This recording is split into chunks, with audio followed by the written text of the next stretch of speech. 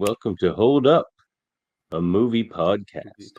Last time we dove into the muddy waters of politics, navigating its currents, obstacles, and flow, and in the thematic spirit crashed a few waves of debate upon each other as well. This episode, we find out what happens when the political tides change drastically, giving rise to a flood of horror, heroism, pain, and death. We grasp at the branches of the best of humanity while wading through the worst. The madness! The madness! This week, our theme is war. I am your host, Davan Skelhorn, and with me, as always, Chris Worldmine Murphy. How you doing, buddy? Good, my friend. I'm happy to say that this podcast, we could be allies, if you will, discussing such brutal and horrific warfare and lengthy movies. I'm particularly excited, but you know what I'm also excited for? I'm excited for our special guest this evening. We've got a man from the East Coast, a dear friend of mine who I like to call Michael Shijumi Henry. Welcome to the podcast, sir. I certainly hope he's there. Oh no. Doesn't seem to be there. You know what I forgot to show at the start of the episode? This. Oh, of course. Or episode. You're gonna have to put that in later, probably, or it'll just look like us staring there at the start of the video. True. You know how to do that later? I don't know how to do that. Yeah, I do. I'll fix that. There it is. A nice poster Murphy made there. Check that out. Our 3 movies of the day, which are The Bridge on the River Kwai from 1957, A Bridge Too Far from 1977, and 1917 from 2019. Lots of numbers there. True. Good numbers. Welcome, Michael. How are you doing? Thank you for bringing your paintball to the party. Not doing too bad. Fashionably. Rat 1468. I'm gonna capture the flag paintball champion. I'll tell you that. No kidding. Well, challenge accepted. We do know you'll probably get me. Field. Fine folks at Hypersports Paintball. Jameel's ready. Mike and I play there. Jameel's here. He's ready. Yeah, you told me he's having a drink at a bar. Just so you know, I also have a Flippy Poo too. Jameel, this one's for you. Well done. I have Earl Grey tea, and it's quite nice. Yeah. So as we said, tonight's theme is war. Any opening thoughts on that, fellas? Madness. I agree. That's what I think. I think it's this. I think it's madness. I mean, you're spoiling the end of my movie here, Murphy, but that's all right. Madness.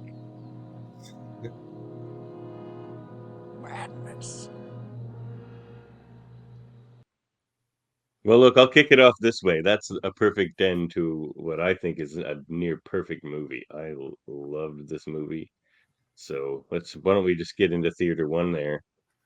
Well, before we. Oh wait, you know what? No, we're forgetting something. We're forgetting We're forgetting a very. We have a little segment called Hold Up. Origin Stories. So this is for you, Mike. What's with you in movies? What's with me in movies? Well, I'll tell you. I mean, I have been watching movies religiously since I was about 6 months old because it was the only thing that would shut me up. I was a colicky baby, right? I was really noisy. I would whine and I would cry. I would scream. And the only things that would shut me the fuck up were to go into a car and be driven around for a little while or to sit me in front of movies. Not going to lie, it was usually the movie Top Gun. So that was my introduction to movies. You can add ease with the paintball there, soldier. You can place that to your side if you will. No need to brandish it at all. Come on, that's the character. So yeah, you've been spoiled with movies as a kid. Is there just before we get into this one, could you name a couple of your favorites? Your all-time favorites? Oh, certainly. I mean, Forrest Gump is right up there, even though it's kitschy and it's really terribly cliche. It's a marvelous movie, and I love every second of it. I mean, Shawshank Redemption's got to be up there. Hot Shots Part 1 and 2, if we're talking comedy. Primo, Fantastic. Airplane. Fantastic films. Good movie, Sam. Yeah, I loved pretty much all those movies, especially Shawshank. I've seen that a million times because it was on the movie network like 5 times a day. It's just phenomenal. It really is. It is. It is. I But so is this next movie, I haven't The seen Bridge on the Shawshank River Redemption. Kwai. You've never Whoa. seen Shawshank Redemption? Hold on, I got to put this whole show. Yeah, on let's pause pause this here. Hold on a tick. What? Okay, even though I've seen it a million times, we're gonna have to do like a prison theme, and I'm gonna pick Cool I Hand think Luke. we have an incarceration and, theme on the list somewhere. Do we? All right, I picked Cool Hand Yeah. Luke and Shawshank Redemption. There's my picks. We're doing that I'll episode. figure All something right, out. but right now, Back to war, baby. we're going to Theater 1. The Bridge on the River Kwai, starring Alec Guinness, Sir Alec Guinness, William Holden. himself. Yep, Obi-Wan Kenobi himself, Jack Hawkins, and hold on now, Sesu Hayakawa. All fantastic performances in this movie. Yep. So, this is where we get into this plot and storytelling. So, here's the plot of this movie, fellas. This won't take long. Well, should we it's perhaps it's review all the amazing. trailer and then crack into that plot? Oh yeah, crack that trailer up.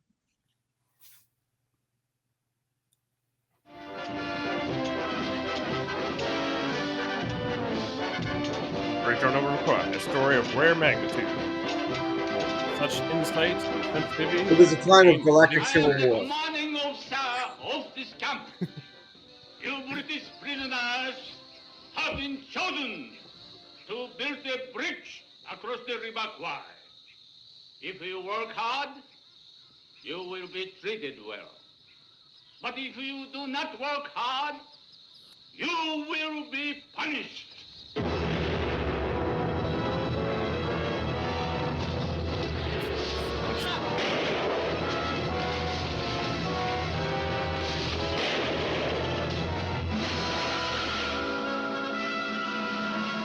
You'll go on without me. Holden. That's an order. You make me sick with your heroics. There's a stench of death about you. You carry it in your pack like the plague. You and that Colonel Nicholson, you're two of a kind. Crazy with courage. For what? How to die like a gentleman. How to die by the rules. When the only important thing is how to live like a human being. Tell them, William Holden. My name is Nicholson. Give me the book. And by all means. You read English, I take it. You Do read you English, I read take it. Japanese? I'm sorry, no. But if it's a matter of precise translation, I'm sure that can be arranged. These two had the biggest The pissing code contest specifically ever. states that the Oh, these two are great. And they made a ton of on-screen chemistry. He was the worst. Jack Hawkins, yeah. Yeah. This is ankle and becomes a youthful prick the rest of the Could have done episode. it. I was ready. Let's go. There's the Canadian kid.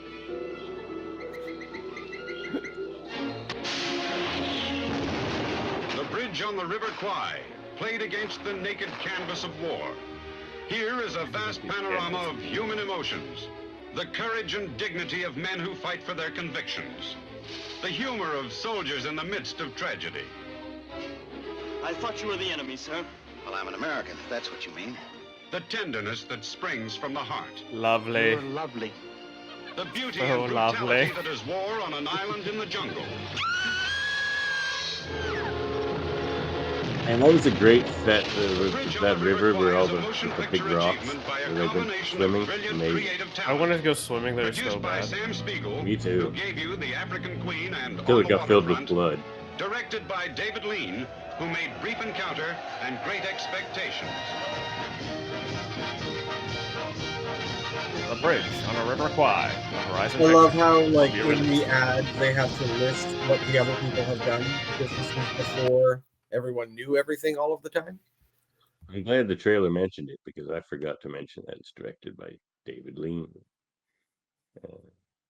Sir David Lean. So, we get into the plot of this, fellas. And by the way, amazing performances. I love pretty much every line of dialogue in this movie. We're on a roll here, Murphy. I had never seen Doctor Strangelove last episode, and it's one of my favorite movies now, and so is this one. This is like a fantastic movie. I love I this haven't seen it podcast. It either. makes me It was, watch I all think these it was, movies I haven't seen. I think it was one of my grandfather's favorite films back in the day. He had good taste.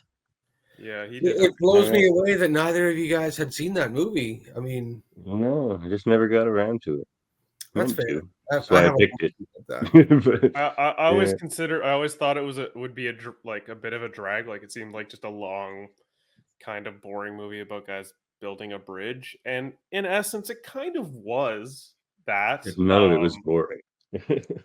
I don't know about that. I don't know about Well, that. we'll I get feel into it. like 40 to hour and 30 minutes of this could have been shaved off, maybe.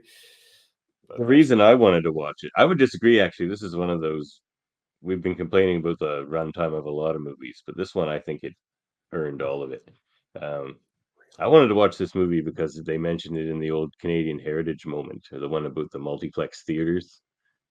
And it's like, why don't you bring in Bridge yeah. on the River Kwai? It's getting rave reviews. I'm like, well, all right, let's check it out.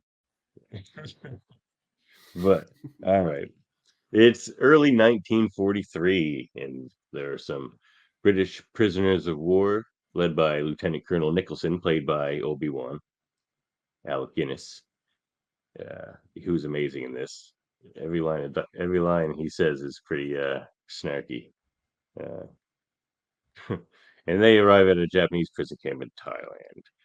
And there's also a U.S. guy there, Shears, played by William Holden, and the camp is run by Colonel Saito, played by Sesu Hayakawa, and he needs to get this bridge built by like May 28th across the River Kwai for the train, because they're making a train to Rangoon, and so he's supposed to use the prisoner labor to get it done, which I guess is a common thing because they mention it. They're just like, have you ever seen a bridge that nice? Usually these like prisoner bridges aren't that great. Yeah, they built a damn nice bridge. I didn't want to see it come tumbling Dude, down. it's beautiful. It's beautiful. I got Well, pictures. I mean, that's part of the plot, right? Yeah, like, Truth. It's a very crucial It is part a of the plot. gorgeous bridge. But like, damn, it's a nice bridge. It is. So there's Obi-Wan there and his men. Which And I there's admittedly Colonel. didn't put two and two Yeah. together. I didn't realize this was Obi-Wan Yeah. until you were just like, old Obi-Wan. Then I'm like, wait, what? Oh my god, it is. It is Alex Guinness. Why didn't I put like I read the name and I didn't even think about it. And this yeah, Colonel. the way he delivers some Colonel lines are Saito. very Obi-Wan-ish. But those two develop quite the relationship, like almost a friendship by the end of it. And what I love about this movie is I don't think there's ever been a movie where you so slowly, gradually see the hero become the villain, with like you do with Nicholson. Like he's the bad guy in this movie by the end of it. It's not Saito.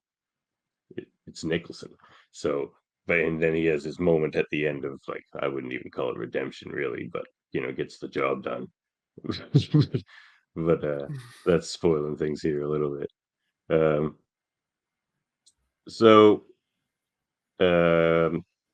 they want him to work faster, and he's just like, well, the officers can't work because that's part of the Geneva Convention, and that's a pretty fun scene. He's just like, well, the Geneva Convention says officers don't have to work, and he's just like, I don't care about the Geneva Convention. He's just like, well, sir, then none of us are working. He's just like so polite and British the whole time, like all the stuff he says. Well, and it's a funny thing because like the Japanese had not signed the Geneva Convention at that time in any way whatsoever, Yeah. so it didn't apply to them at all. Well, right? well, fair point to Saito there then. So He's just like, if you're not going to play by our rules, then we're not playing by your rules, basically. And so eventually he puts him in the hot box, and he leaves him in there for a while, like days anyway. It's hard to say how long exactly. And a bunch of his officers as well. But when all of the officers, I guess, because they're not going to work, he's just like, they can sweat it out. And then the doctor's freaking out at Saito. He's just like, if you kill all these people, it's going to be murder. And when the war's over, that's not going to be good for you. And all this kind of stuff. And Saito was like, well, I don't really care because I'm he knows inevitably if he doesn't get this bridge made, he's dead anyway. Which is one of my favorite scenes in this movie where he's. Do you have that scene? Well, we'll save it for later. We have some little clips for later. But one of my favorite scenes is when he tells Nicholson that he has to kill himself if he doesn't have to do that. And he's like, "Well, what would you do if you were me?" Nicholson says, "Like, well, I suppose if I were you, I'd kill myself." That's pretty funny. Yeah, no, that was an interesting scene. It was especially after he's been in like the oven Yeah. for perceivably like Yeah. 2 weeks or something like that. Yeah, that's when he. Yeah, exactly. That's like literally like minutes after he gets out of that box. Yeah, he So that, apparently Alec Guinness said he for that scene for him to look so haggard and just like just like the walking, he apparently attributed that to watching his own son try and walk with like the polio disease. So he held that sort of imagery in his head while that, and he says it's probably the most profound and powerful work he's ever done as an actor. it was doing that. incredibly believable. Yeah. What a performance he does in this movie, and everybody really like. Shears is really good too. He has a little lighthearted humor to the whole thing. And, so anyway, he escapes. When they put the officers in the hot box, 3 of them make a run for it, and they get away, but 2 of them end up dying in the jungle because people are after them. Yeah, they all get a Shears little bit shot. Just Shears lives. Yeah, Shears gets shot up a bit too, and he doesn't look too good by the end of it. But the next time you see him, he's just relaxing on a beach with a good-looking lady and having a great time. So, he eventually found a village, and they Well, Lord knows how long he was at that camp whatever. prior to us meeting him, So seems like he deserves some deserved. Well, it takes a long time to build a bridge. Like it's months. This True. takes place over months. So, yeah, then he convinces. They have their talk, Saito and Nicholson, and he convinces Nicholson to let him, or to help him build the bridge. And eventually, the whole thing about this movie is Nicholson and this bridge. He becomes obsessed with it. Like he starts romanticizing it with like the London Bridge, where they tell him that the pillars, the elm pillars that they laid for that lasted for 600 years. And he's just like, 600 years. Imagine if we did that here. He puts his plaque on the bridge and everything at the end. Like, look at him. Look how proud he is looking at that bridge being made. That's like a papa looking at a baby right there.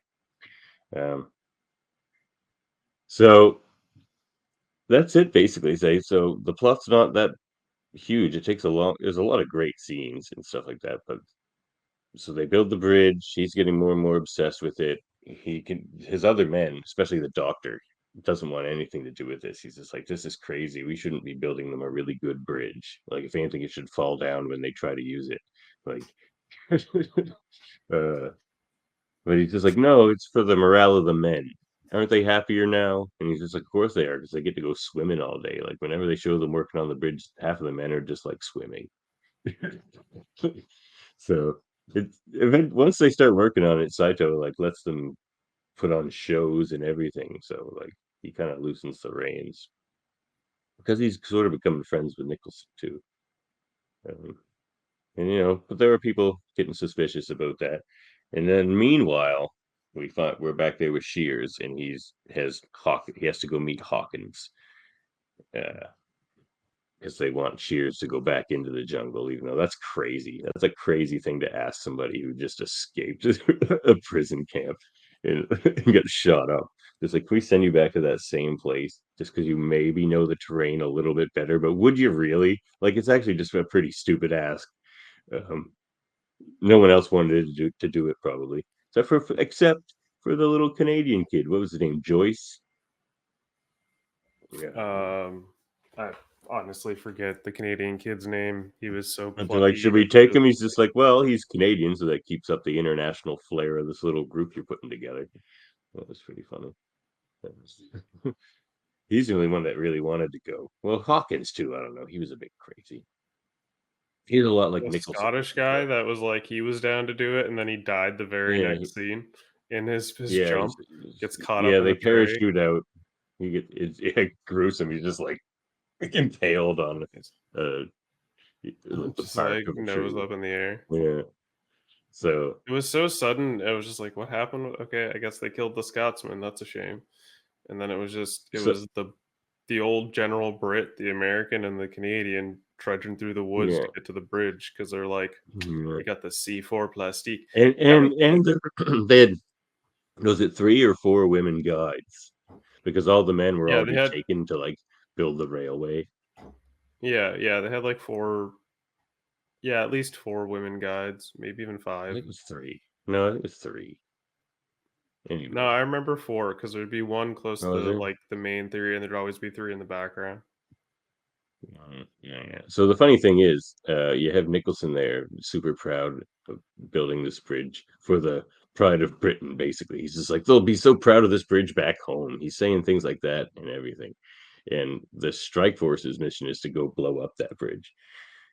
When the train is crossing it, they're like, boom, that's totally ruined their day on this. And then I think they said they might go after and try to bust up the camp a bit to get people over there. I don't know. That never happened. So that might have been bullshit.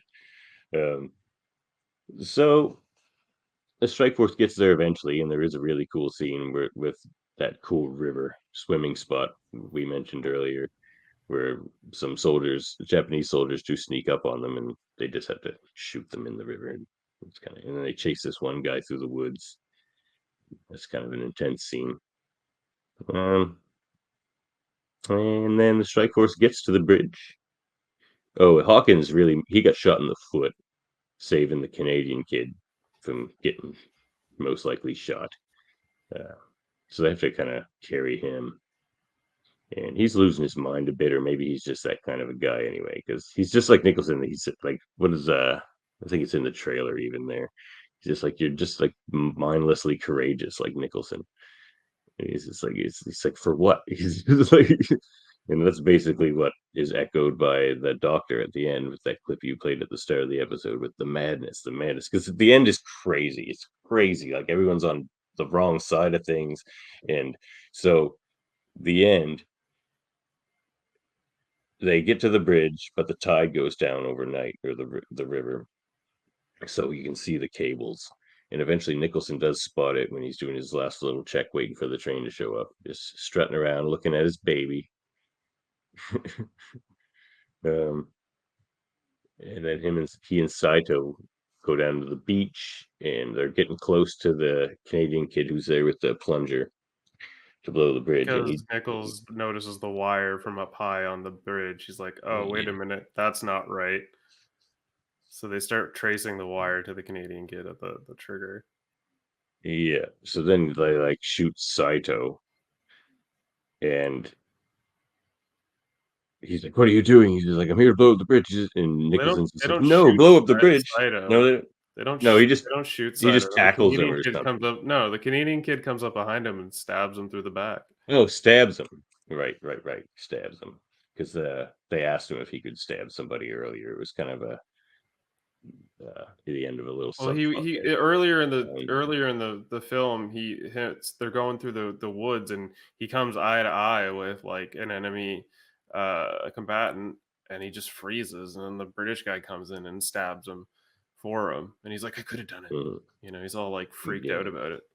So then he finally gets the and courage. that's when he gets to take shot. out the general. Yeah, and that's when he gets blasted. So yeah, Nicholson's trying to stop him from blowing up the bridge, and he's just like, "What are you doing? I'm here, sent here by the British military." And then that kid ends up getting killed, and because Hawkins is like blowing mortars from the top of the hill, and he's actually trying to kill Shears and the kid and Nicholson because he says they could be captured alive, is what he tells the girls, because they're like, "What did you do?" So Hawkins was, it's like it ends just in like in a horrible tragedy. And before he gets shot, but before he dies, with this famous image here. Well, there he is. There they are. They find the cable. There they are with the cable and the bridge. And God, that's a nice bridge. Nice river too. We'll have to go fishing there. But look at that. That's when he realizes, like, what have I done? I just like caused the death of this boy, and I'm working for the wrong side. got obsessed with a bridge, and then he just falls to his death onto the plunger, and it blows up the bridge with the train on it. Terrific timing. Poetic for sure.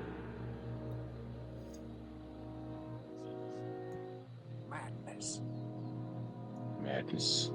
And it is. It's also crazy that end. Yeah. Madness. It's actually the wrong So I actually meant to play something else. Give me a second. that's the plot of the I movie. do It have sucks because they what I send have. Shears back into the jungle and he just ends up getting killed and shot by his own guy. Like they were just playing him so hard. Brutal. But, yeah. That's the bridge. On the So river. yeah, I don't know. Swimming. I don't know. So you seem to enjoy this movie, as you're I saying, 'cause loved it. again, he Loved has it. that horrible realization of, you know,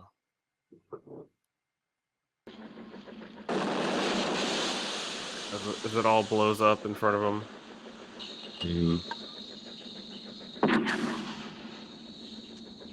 What have I done?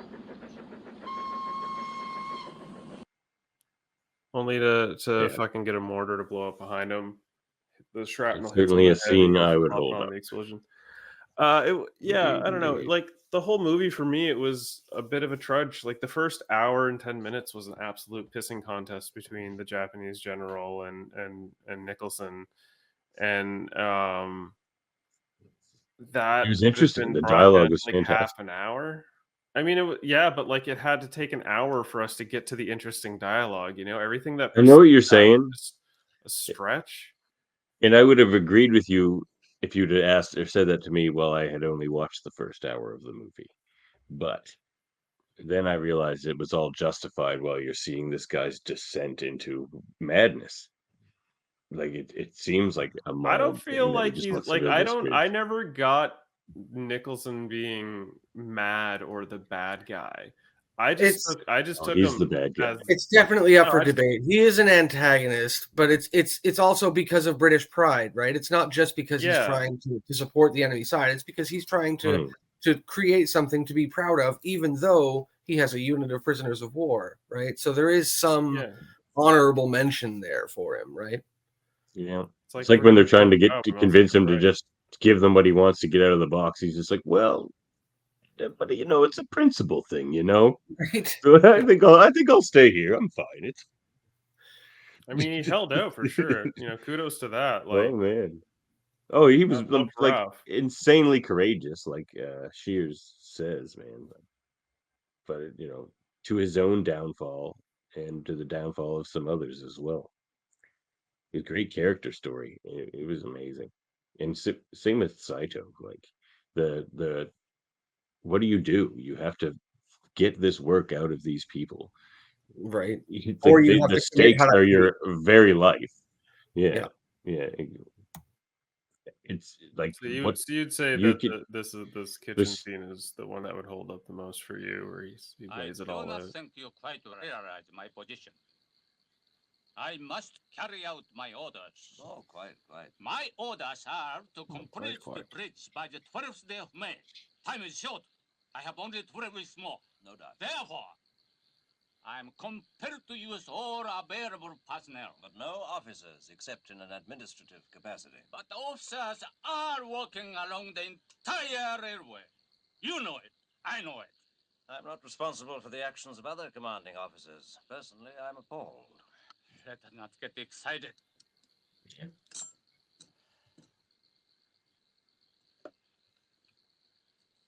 Would you have a cigar? No, thank you. Just please take this cigar and drink this whiskey. Well, Just please. All officers must work. I just need to like Naturally, I never bribe you. Come mentioned on. to the commanding officer. Yeah. My orders were only intended for officers below. None the of rank. my officers will do manual labor. Please. I was about to say. These guys I have are been so thinking good the off matter each other. over and decided to put majors and above on administrative duties, leaving only the junior officers to lend a hand. I'm afraid not. The convention's quite clear on that point. He won't bend on the Geneva Convention. It's like he's just like, no, man, We signed that. I gotta go buy it.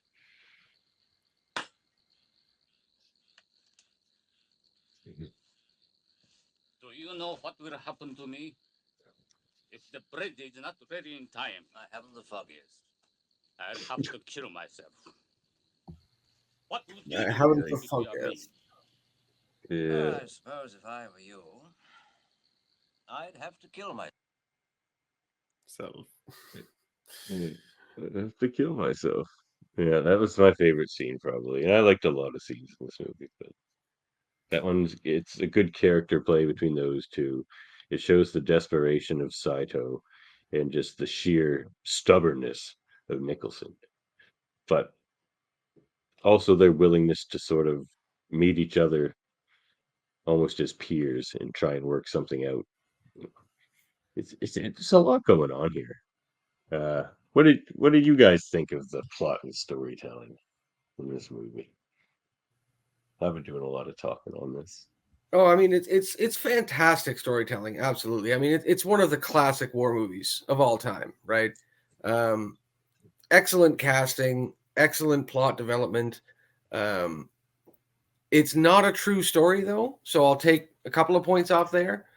It's based really loosely on something that did happen, but it was in no way in that theater of war or were any of the characters real. But as a fictional war story, absolutely fantastic. You know, it showcases that British stiff upper lip, right, where they're going to do a good job. Dadgummit. Yeah, yeah. Keep a stiff upper lip, gentlemen. Yeah. How about you, Murphy? For me, like again, I feel like it dragged feet. Like it out of all three of the movies we watched, this one kind of felt like the longest. I'm gonna. That's the next one for me. I mean, they were all long except for my pick, which just only came in at a snug 2 hours, just under. But you know, all that aside, I don't know. It was very much like the three war films we watched. This one was the most theatrical of them. Like this is very much like a theater play a la story, using POWs as the general setting and having a really big set piece at the end.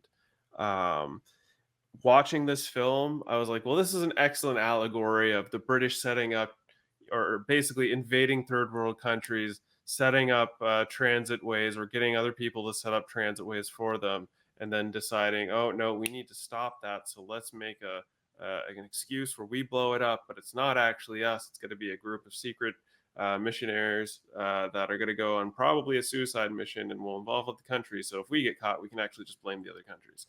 You know, that good old tactic of war. Yeah, a little false operation. Nothing wrong with that. Yeah, exactly. Yeah. So those are kind of like the hints and stuff I got from the film. It just, I don't know. It was there were scenes that were well played. It's just, I don't know. It just felt very long. There was things like with the bridge too far, I was just like bewildered and enamored with how they did certain things. The acting wasn't the solidest, but we'll get to that in a bit. Honestly, I don't know. The one of the few scenes that like really kind of was like sucked me in was this scene on the bridge where Alec Guinness and I forget his name, Sasu Hayakawa talk on the bridge here. Oh yeah. I had no idea it would turn out so well.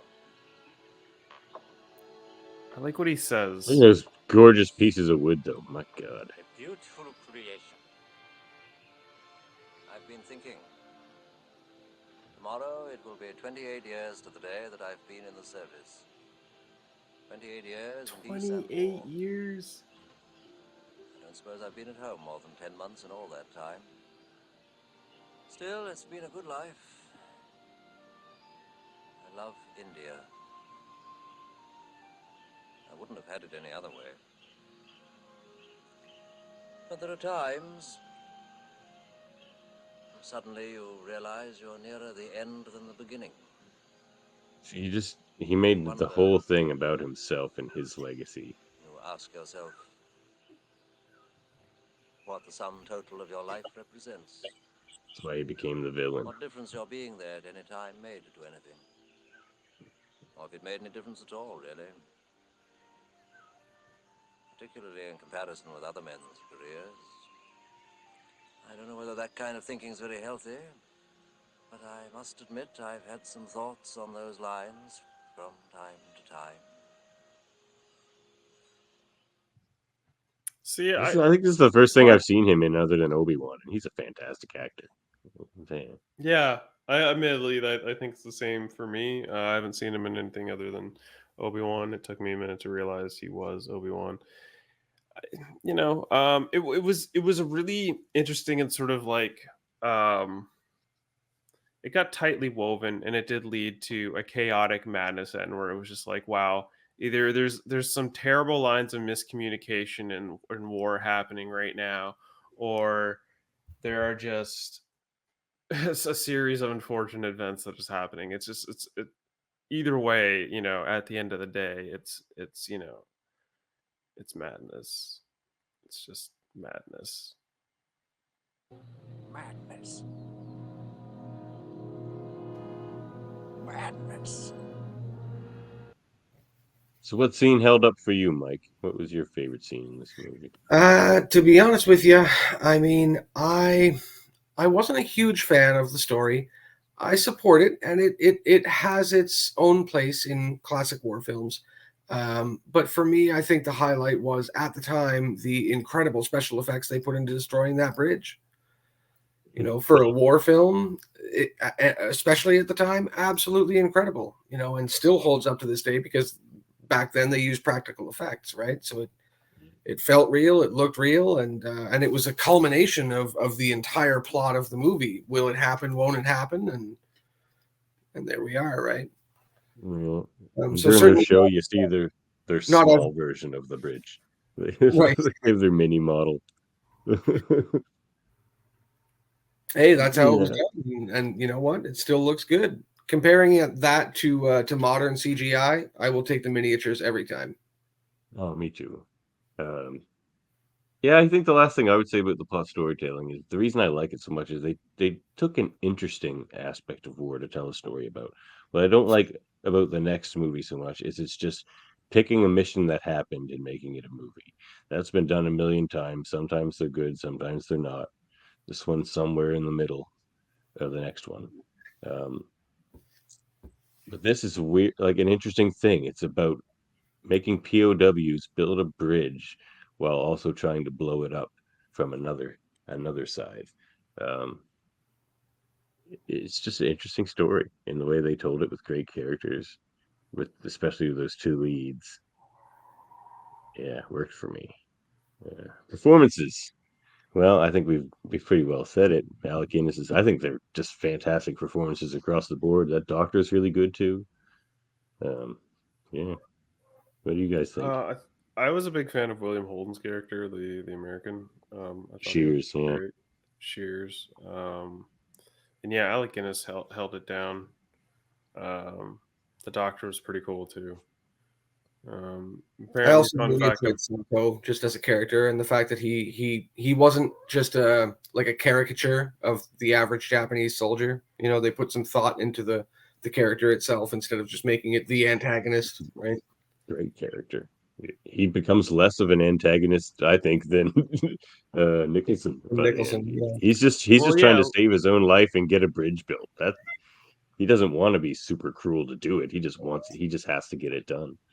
But he's that's a sympathetic character. There's the heel face flip happened during that dinner table scene. You could sort of tell. It's like when he was like, "If this doesn't happen, I'm gonna die," and that's when Alec Guinness's character Nicholson was basically like, "Oh, I have the upper hand now. I have the power move. I'm gonna get what I want out of this, and it's gonna be no officers lifting heavy wood."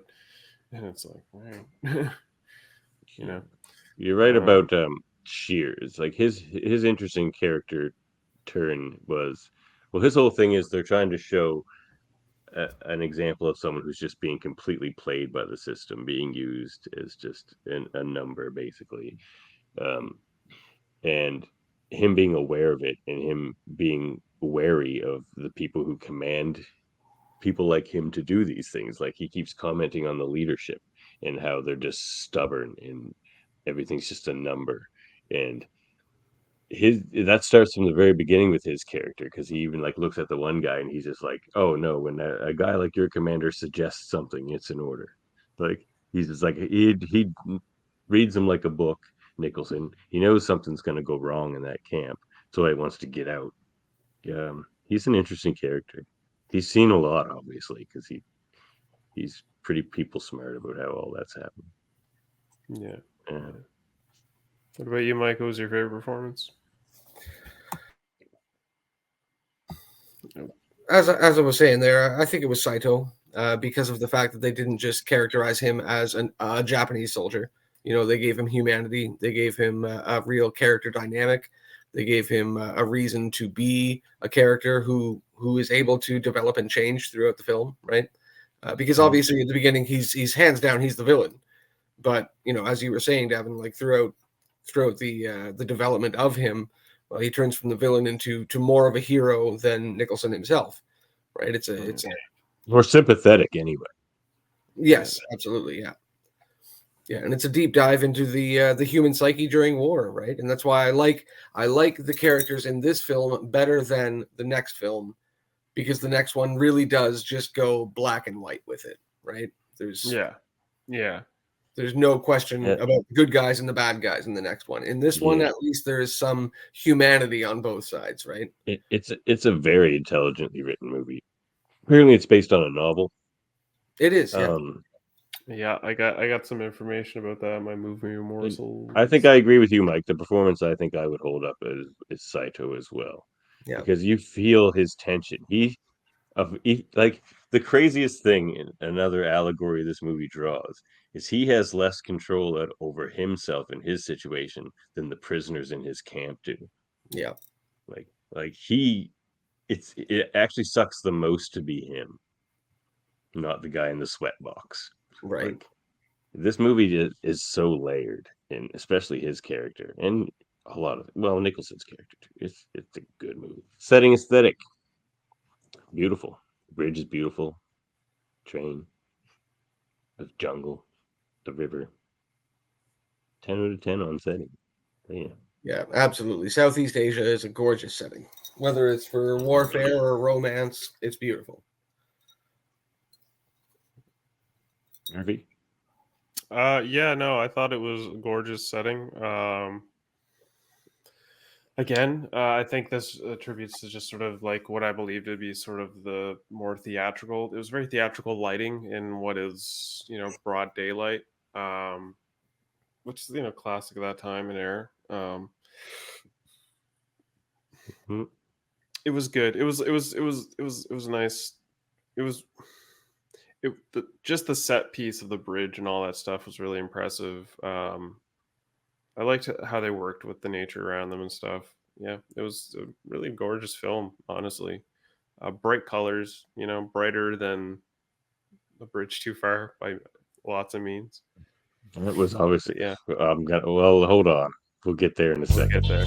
get there. Any morsels for us? I'm a little. Oh man, I have some morsels. Let me tell you what. I tried to narrow these down as best I could, but you know how it is with these older films. There's just a lot of good information. So the movie morsels are going to be a little heavy on this one for a minute. At one point during filming, director Sir David Lean nearly drowned when he was swept away by a river current, and actor Jeffrey Horn saved his life. David Lean initially wanted Nicholson's soldiers to enter the cap while singing "Hitler Has Only Got One Ball," a popular during World War II parody version of the Colonel Boogie March, poking fun at Adolf Hitler. And various other Nazi leaders. Sam Spiegel told him it was too vulgar and the whistling-only version was used instead.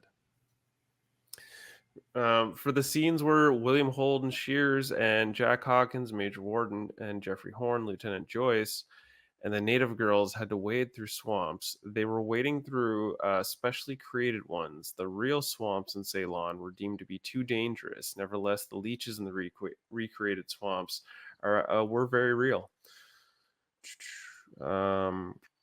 Ian Watts, longtime professor of English at Stanford and author of The Landmark, The Rise of the Novel, had been a prisoner in the camp and helped with the construction of the bridge.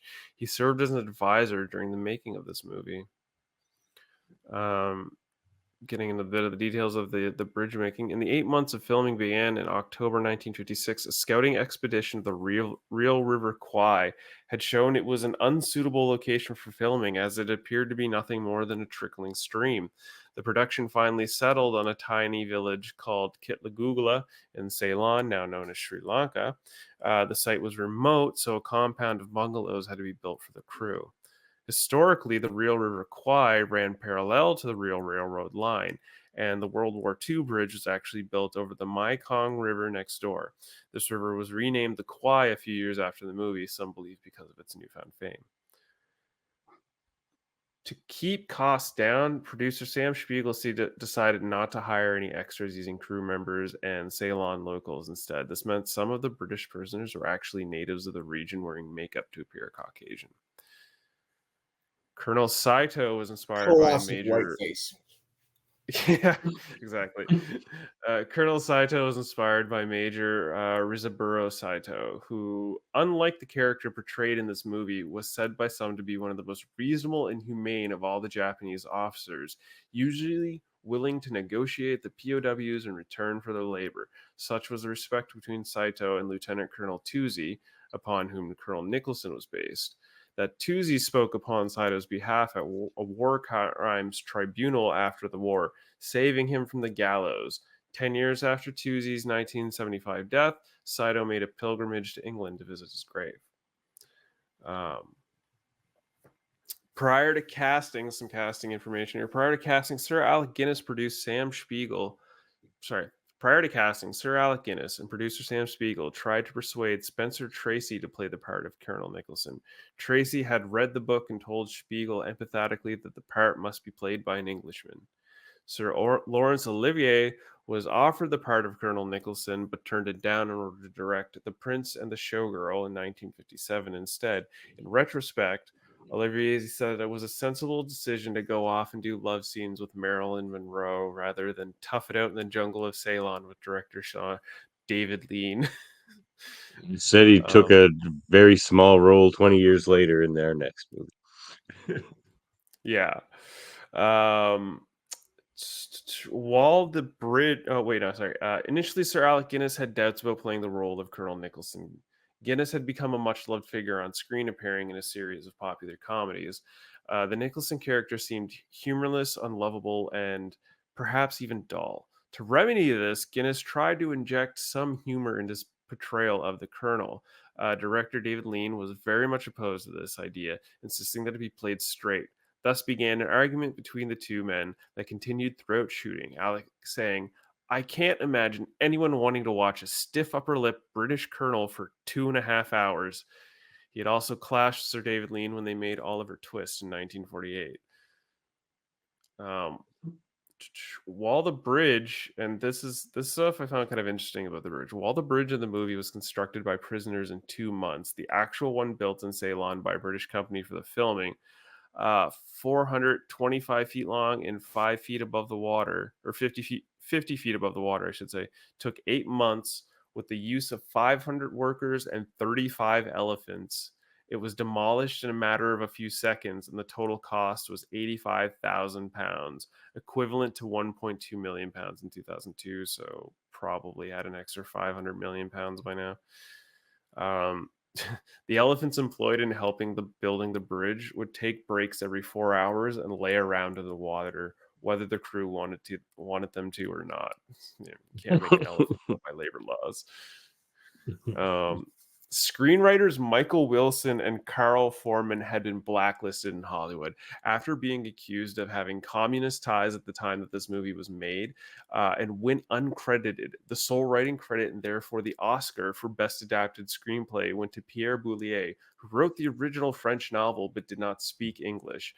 Clearly, he had not written the English script, and this became a long-running controversy between the Academy and the actual authors to achieve recognition for their work. In 1984, the Academy retroactively awarded the Oscar to Wilson and Foreman. Sadly, Wilson did not live to see this. And Foreman died the day after it was announced. When this movie was restored, their names were added to the credits. On the first take of the final bridge sequence, the explosives on the bridge didn't detonate, and the train crossed over safely, only to crash down a hill on the other side. The destruction of the bridge, as depicted in the movie, is entirely fictional. In reality, 2 bridges were built, a temporary wooden one and a permanent steel one, and concrete. Permanent steel and concrete one. A few months later, both bridges were used for 2 years until they were destroyed by Allied aerial bombings. The steel bridge was repaired and is still in use today. 1,000 pounds of dynamite was used to blow up the bridge, which was filmed on 5 cameras and cost $250,000 for about 30 seconds of screen time. This is a good one. After filming was completed on the exploded bridge sequence, which cost an enormous amount of money, $250,000, and time, rumor has it that the footage disappeared somewhere between Ceylon and London. It was finally discovered 2 weeks later, sitting inside an intense heat on the runway sitting in a crate in the intense heat out on the runway in the airport of Cairo, Egypt. Miraculously, it was undamaged. They could have lost that shot. For 2 weeks, there's people like, that's insane. Where is it? That was so expensive. I know.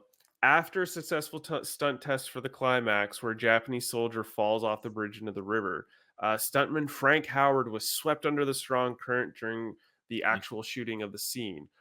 Prop man Tommy Early dove in to save him, but was also pulled under. Once they stopped struggling against the current, both men were carried to a point in the river where they were rescued.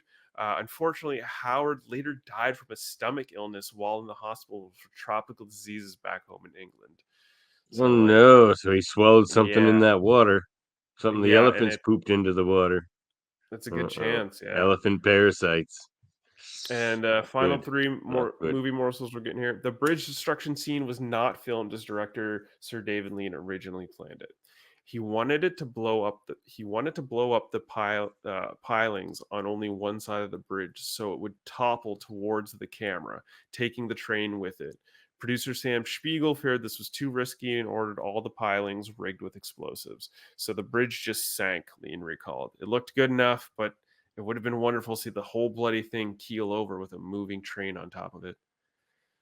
Amongst the survivors of the construction of the Burma-Siam Railway, which is the railway that this bridge was for, there is often a lot of bitterness directed towards this movie, as real-life conditions were much worse than 13,000 POWs, with 13,000 POWs and 100,000 civilians dying during its construction. The filmmakers felt depicting conditions as harsh as they actually were to be too depressing for moviegoers.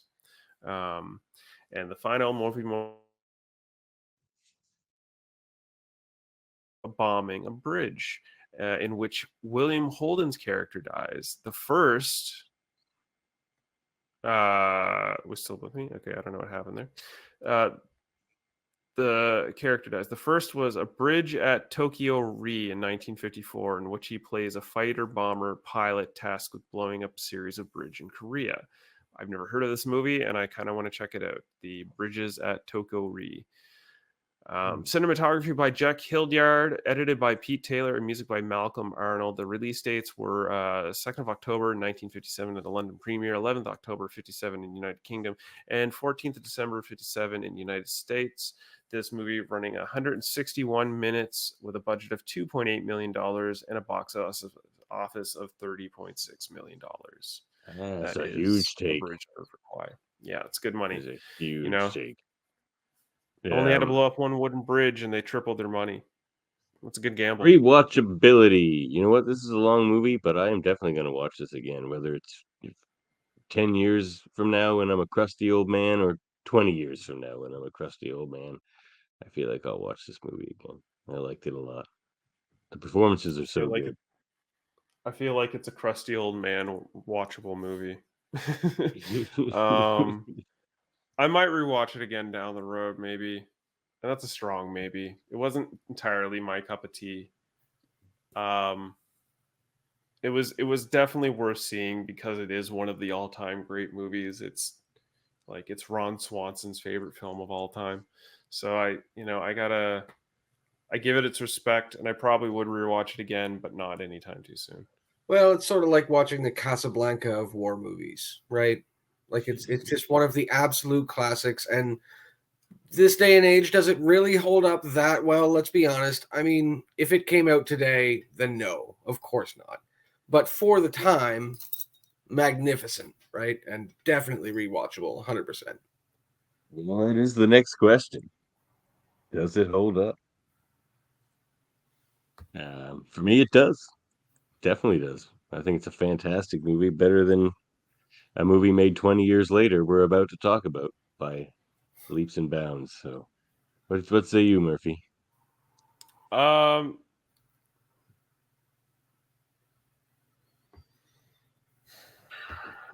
it holds up. It does. Like, these performances don't get rusty. Yeah. Like those don't tarnish over time. If you've got the patience for it, it's a good movie to watch. I think it holds up. I would definitely say that it holds up. And especially when you compare it to the next movie, you know, like you said, it's later on, and the acting, despite in the next movie having stellar actors, an absolutely astonishing cast, it wastes every single one of them. Exactly. Oh, and this man. one had like a not quite B cast, but certainly not anything like Bridge Too Far, and they performed phenomenally. You know, and I definitely think it holds up. All right, well said. You know, it was another good scene that I just thought about.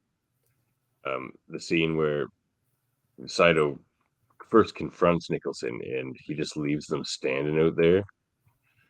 And they just stand there forever. And one guy ends up passing out.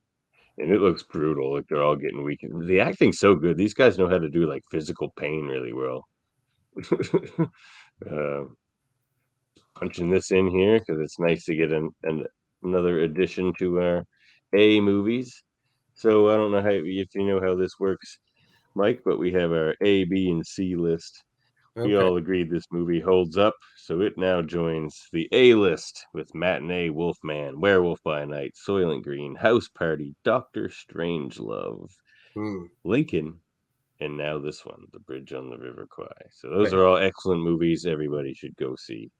So says Murphy, I, and whoever our guest is.